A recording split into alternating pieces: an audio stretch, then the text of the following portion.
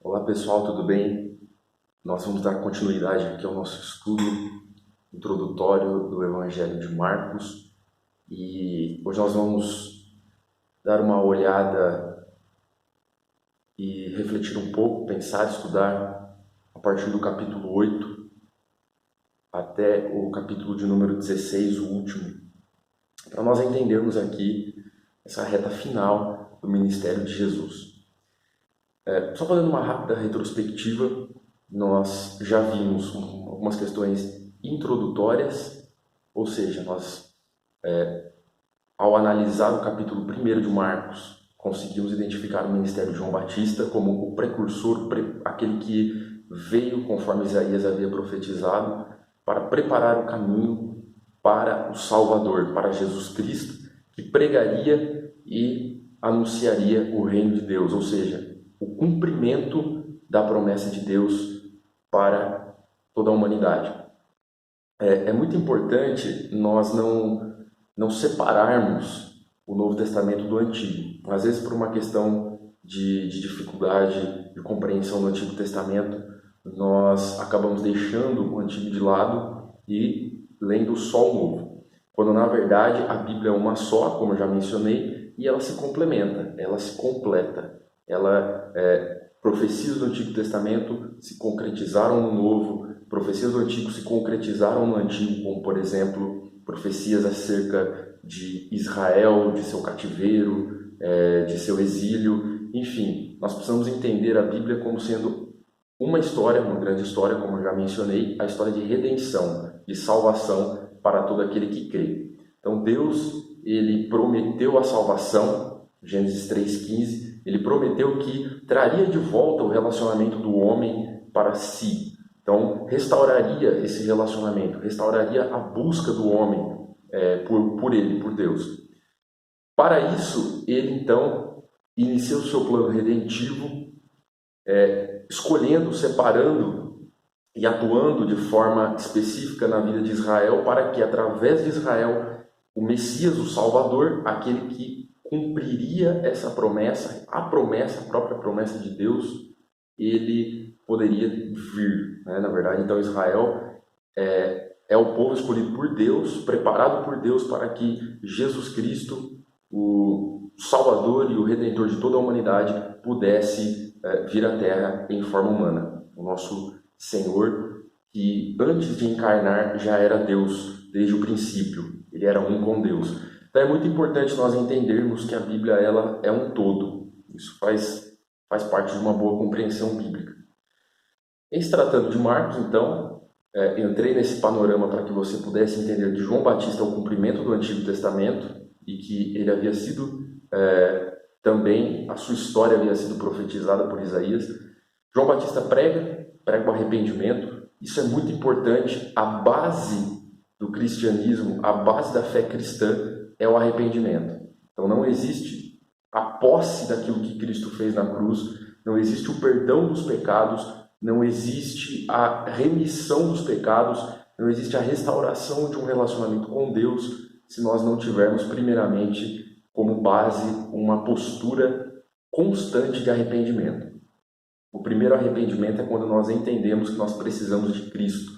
João 16:8 diz que, na verdade, Jesus ele está dizendo que ele iria, mas ele enviaria o Consolador. E esse Consolador, ele convenceria, e já convenceu, está convencendo e convencerá até a volta de Cristo, o homem do pecado, da justiça e do juízo. Então, o Espírito de Deus que veio até nós, como primeiro registro de sua vinda, lá em Atos dos Apóstolos, capítulo 2, veio até nós e exerce esse papel de convencimento. Então, é Ele quem nos convence, é Ele quem nos conforta, nos consola nos momentos difíceis, mas também é o Espírito Santo que nos convence de que nós estamos errados, nos convence do pecado, nos convence de que nós nascemos em pecado, nos convence de que nós precisamos de um Redentor, de um Salvador. Por isso você pode perceber que o ser humano, o homem, ele geralmente tem em si um instinto por um Salvador, por um Messias. Então nós constantemente buscamos pessoas em quem nós podemos depositar a nossa esperança de salvação. Então nós sempre queremos alguém que nos salve. Nós sempre queremos algo que nos leve para uma condição de conforto, porque isso faz parte do nosso ser, o ser humano. E é muito importante compreender que dentro das Escrituras, essa nossa necessidade ela só é suprida em Cristo. Então nós precisamos de Jesus, porque Ele supre toda a nossa necessidade. E além do mais, o Espírito nos convence do nosso pecado, da nossa necessidade de Deus, de Cristo especificamente, e também é aquele que nos convence da justiça, que é Cristo quem exerce esse papel de perdoador. Justiça tem relação com isso, ser justificado, ser perdoado. Jesus é o único que pode fazer isso. E também o Espírito nos convence do juízo, ou seja, de que o Senhor ele voltará. E não somente de que ele voltará, mas como também de que Deus ele é um Deus de santidade e um Deus de justiça e bondade, ou seja, aquilo que Deus considera bom, ele não muda, ele considera bom e permanecerá para sempre. O escritor de Hebreus diz: Jesus Cristo é o mesmo ontem, hoje e para sempre. Então, aquilo que o Senhor, em sua Bíblia, em sua palavra, nos orienta como sendo correto e como sendo algo incorreto, ele sustenta e mantém por toda a existência humana. Feito esse panorama, entendemos então a questão ali do contexto de João Batista, compreendemos um pouco mais aí a fundo, fizemos esse parênteses agora inicial para a gente compreender a profundidade das Escrituras como um todo. Continuamos fazendo esse rápido resumo, passando pelo ministério, melhor dizendo, de Jesus na Galileia. Como eu disse anteriormente, em outro vídeo, Galileia é a região norte de Israel. Então, o Senhor, ele iniciou o seu ministério ali na região da Galileia, teve seu ministério avançando nessa região até o capítulo 8, verso 28, como você pode acompanhar na sua Bíblia depois, se você já não fez essa leitura. E a partir desse momento, o Senhor ele inicia o seu ministério na região da Judéia, região sul, aqui de acordo com o Evangelho de Marcos. Então, caminhando para Jerusalém esse, a última cidade em que Jesus ele esteve enquanto Deus em forma humana. Lá ele foi morto, lá ele sofreu, ele foi morto e ele sepultado e ao terceiro dia ressuscitou. Então, isso é muito importante nós entendermos agora que nós entramos nessa reta final em que ele já começa a trilhar o seu caminho para a cruz. Tanto que, se você acompanhar comigo em Marcos capítulo 8, verso 27, você vai notar algo muito interessante. O texto aqui, ele começa dizendo o seguinte, Marcos 8, 27. Jesus e seus discípulos partiram para os povoados nas cercanias de Cesareia de Filipe. No caminho, ele lhes inquiriu: quem dizem as pessoas que eu sou? Ao que eles informaram: alguns comentam que és João Batista, outros Elias, e ainda há quem afirme que és um dos profetas. Então lhes questionou: mas vós, quem dizeis que eu sou? E asseverando, Pedro declarou: tu és o Cristo. O Cristo, como nós já entendemos, é ungido, ou seja, o cumprimento da promessa do Antigo Testamento, o Salvador daquele que crê. Jesus, por sua vez, lhe recomendou que nada divulgassem a seu respeito. E aí ele continua, tem um episódio em que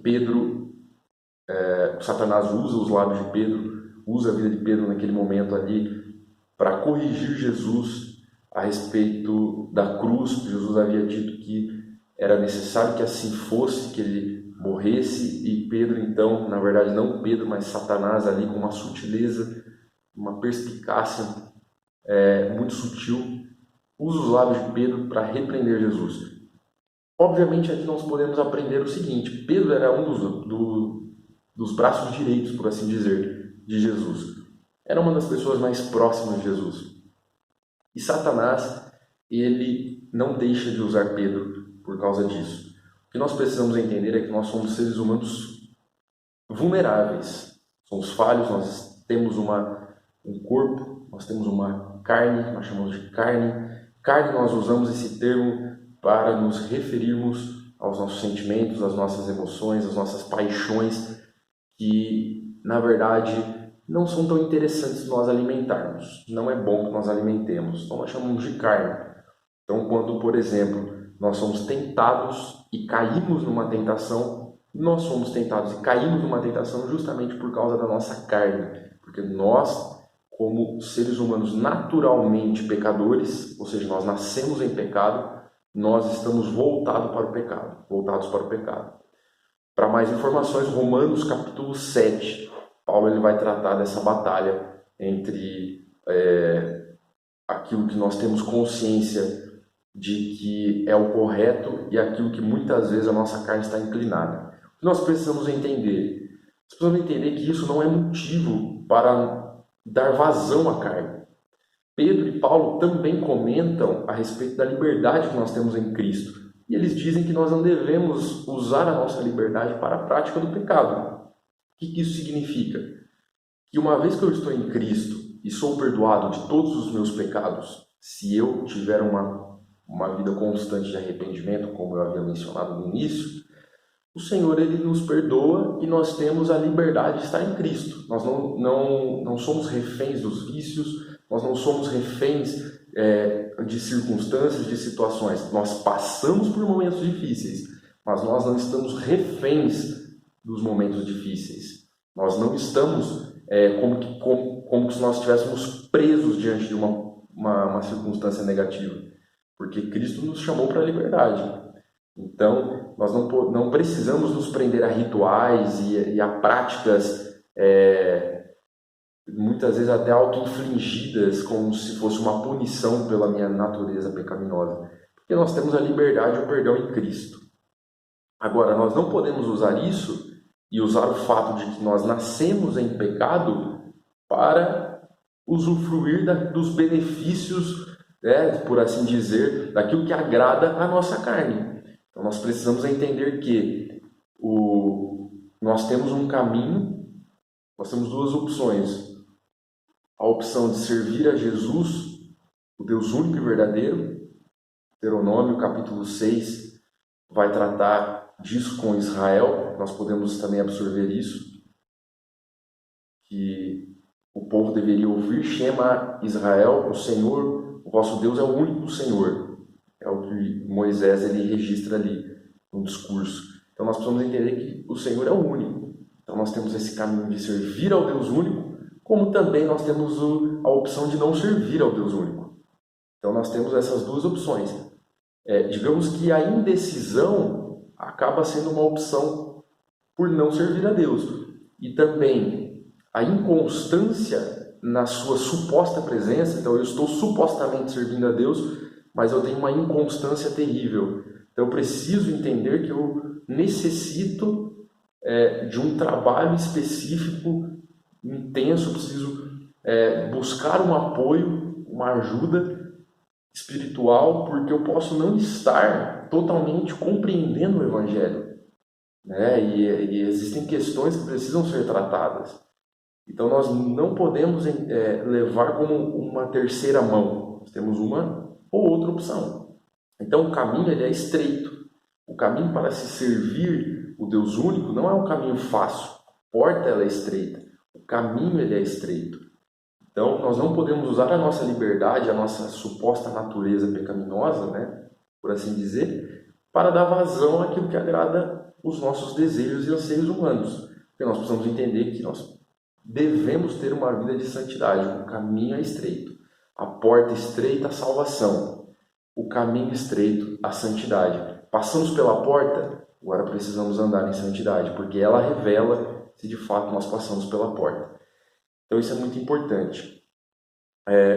Feito esse parênteses aqui, algo interessante para você meditar, refletir sobre esse texto aqui de Jesus e seu diálogo com Pedro.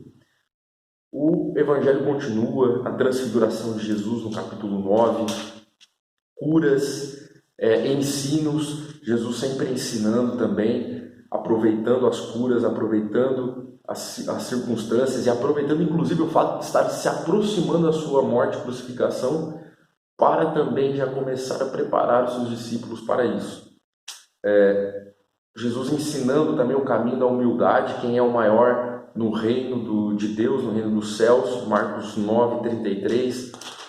Nós vemos, continuando aqui, Jesus ele predizendo a sua paixão, ou seja, Jesus falando a respeito mais uma vez de sua crucificação, no capítulo 10, verso 32, toda uma preparação para um momento decisivo, um momento final ali, que fez com que Jesus ele viesse à Terra. Marcos capítulo 11, agora que nós já observamos Jesus entrando em Jerusalém, a cidade de Jerusalém, de onde ele já permaneceria, ele purificando o templo, falando a respeito da oração, verso 20 do capítulo 11, provando sua autoridade como sendo uma autoridade dada por Deus, seu Pai, ainda no capítulo 11, verso 27. Falando a respeito de uma parábola. A parábola, Jesus, o que é uma parábola? Uma parábola era a forma como Jesus ensinava. Ele utilizava aspectos da cultura para transmitir um ensino mais profundo, o ensino do reino de Deus. Então seria semelhante a utilizar, por exemplo, algo que faz parte do nosso contexto de vida, do seu ambiente de trabalho ou da nossa cultura brasileira, para transmitir um ensino da parte de Deus, algo que de uma forma mais objetiva talvez não surtisse, não traria entendimento, não seria muito fácil de ser compreendido, né? Então por isso Jesus ele usa comparações, então ele utiliza a cultura para transmitir um ensino do reino de Deus. E aqui nós vemos no capítulo 12 de Marcos, ele falando a respeito disso, uma parábola dos vinicultores maus. Então, aqui a presença da vinha, isso é muito importante, algo muito comum na agricultura do povo de Israel. Continuando, nós vamos no capítulo 13, os sinais do fim dos tempos, conhecido como sermão escatológico a respeito das coisas que irão acontecer no futuro, no fim dos tempos, no fim da humanidade. Esse sermão, inclusive, ele está de uma forma mais intensa, ele pode ser encontrado de uma forma mais ampla e extensa no Evangelho de Mateus, capítulo 24.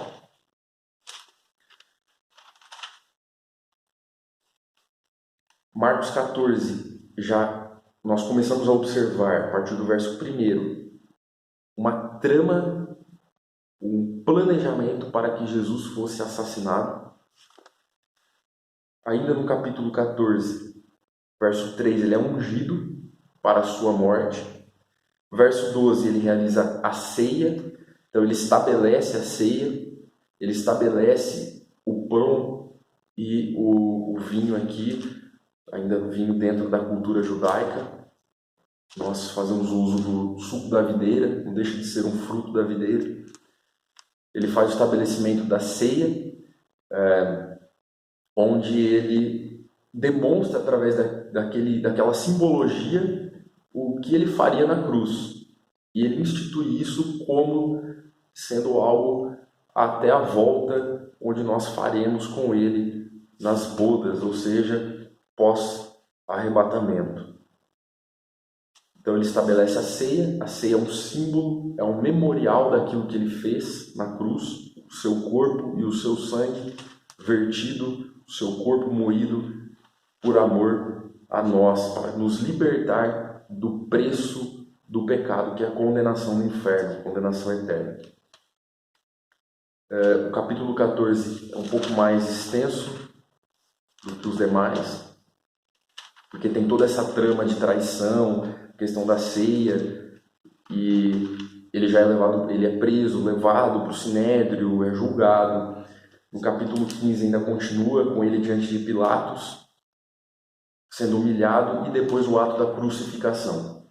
E aí nós vemos após o sepultamento, o capítulo 16 iniciando com a ressurreição e depois o seu aparecimento e as suas palavras de comissionamento, ou seja, ele comissiona os discípulos e ele dá uma missão aos seus discípulos, que é propagar essa mensagem, propagar o Evangelho, a partir do verso 14. Amém? Então nós encerramos esse estudo do Evangelho de Marcos. Espero que vocês tenham gostado e tenham aprendido um pouco de uma forma muito superficial, de uma forma muito básica. Tem muito mais se nós formos de fato estudar, nós formos meditar aqui, nós podemos pegar textos, estudar esses textos, passagens, estudar essas passagens de uma forma muito mais exaustiva e não caberia, logicamente, num vídeo desses. Com 21 minutos eu tratei de assuntos de uma forma superficial, imagina se nós fôssemos abordar de forma mais profunda. Por isso eu me coloco à disposição, sugestões, você pode me ajudar dando sugestões, inclusive, para melhorar esses estudos, sugestões de outros estudos, de outros livros, de outros temas. Fique à vontade, compartilhe comigo a sua opinião. Se não entendeu também alguma coisa em relação a esse vídeo ou aos demais, entre em contato comigo, estou à disposição. Grande abraço e Deus o abençoe e multiplique esse conhecimento na sua vida, porque a Bíblia é a palavra de Deus. E a partir da palavra de Deus conhecereis a verdade, e a verdade vos libertará. É a verdade quem abre o nosso entendimento, é a verdade quem revela quem de fato nós somos e o que nós precisamos para as nossas vidas, que acima de tudo é Cristo. Deus abençoe.